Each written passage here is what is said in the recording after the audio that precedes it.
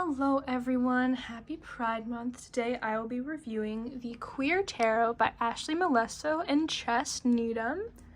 So right off the bat, something that I want to say about this deck is that I really like the concept of it. The authors in the guidebook, they discuss how they felt the need to create a tarot that was more inclusive. And so what they did with this deck was they redrew the original Rider-Waite-Smith imagery, but they had queer people model for all of the cards. And I think that's a really awesome way to go about creating a tarot deck. And they discuss in the guidebook how they wanted to create a deck that was more diverse instead of just showing, quote, skinny white people like the original tarot deck, which is awesome. Noble cause. And I also think that's interesting because with all of the tarot decks that I have, it's very rare that I will see one with like such a mission statement. So I admire that, yeah.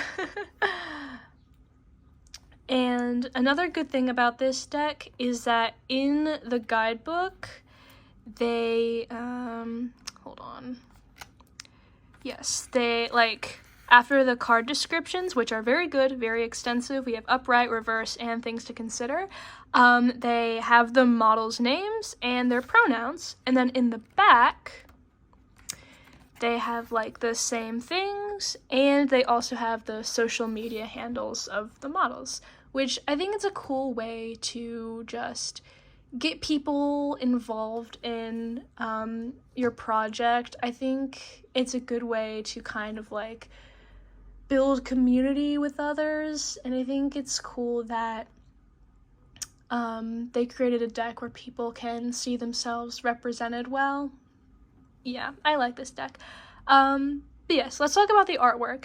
So they also discuss in the guidebook how the reason why the colors kind of like blend together is because they used, I don't know if it's pronounced risograph or risograph, but they use a risograph printing, and it made like the colors kind of blend together, which is cool. I think it's unique. I don't have any other tarot decks that look like this. And these are the backs of the cards, same upright and reversed. They look the same. I think that this would like hurt my eyes if I stared at it for too long, but the simple solution is to just not stare at it for too long. And I think it looks cool, so I appreciate it. Now, let's discuss some of my favorite cards in the deck visually. So this is the Ace of Wands, and what I appreciated about this one was how they had the ace flag as a rainbow in the background. I thought that was clever. And they did not do this for all of the aces in the deck. This is the only ace for which they did this, but you know, I mean, you can't be a one-hit wonder. I guess they wanted to like have more variety instead of just using like the same pun twice. So I respect it. And also this is kind of like a motif in the deck at large. They often, in their cards, will just have like rainbows of various pride flags, supposedly like the identities of the models in the cards, which I think it's neat. I think that's neat. I think it's a good motif. And this is the Wheel of Fortune. I like the way the animals are drawn, like kind of minimalistically, and I also really like how they redid the symbols here. I think that's cool. Oh, and this is the Ten of Cups. My favorite thing about this card is just the rainbow, how they change it from like the normal rainbow into the pride flag. I think that's nice. And then this is Temperance, which I think is just a very beautiful card. I like the pink and the stars here, and I like the bi-colors in the water here. I think those are pretty. This is the Hermit. I really just love this person's dress, and I love how like the colors kind of ripple together into it. I like the way the light from the lantern is drawn too, and like the variety in the stars in the background. I like that card. This is Strength. I really like the way the lion is drawn and kind of like its tongue. I think that's cool, and I like the shades of the colors in the rainbow. Oh, and also the stars and how they're only on like one side. I like that. This is the Fool. I love the stars, love this person's outfit, love their pose. I'm a fan of this card. And then this is the Lovers. I really like the outfits of the people here. I like how the trees are drawn and the clouds. Yes, I enjoy these cards. Something also that I want to point out that I think is a nice touch is that in the guidebook, let me just find it here. In the guidebook, not only do they list the people who modeled and their pronouns, they also list the names of the animals that model in the cards, which I think is a very nice, like, silly touch to add to the deck and to the guidebook. And it also shows that, like, everything in this deck is just, like, taken from something that they modeled, which... What? That doesn't make any sense.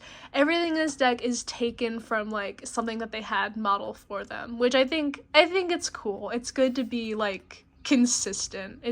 Yeah, I like it. It's silly. Yes. So something else I will say about this deck and this guidebook, I think that this would be a great first tarot deck for anyone to own.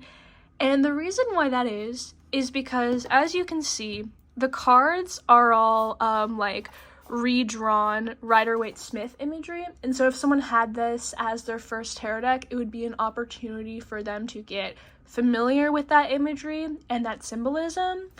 And also, in this guidebook, which as you can see is very thorough, very extensive, in the guidebook's introduction, the authors talk about their introduction to tarot.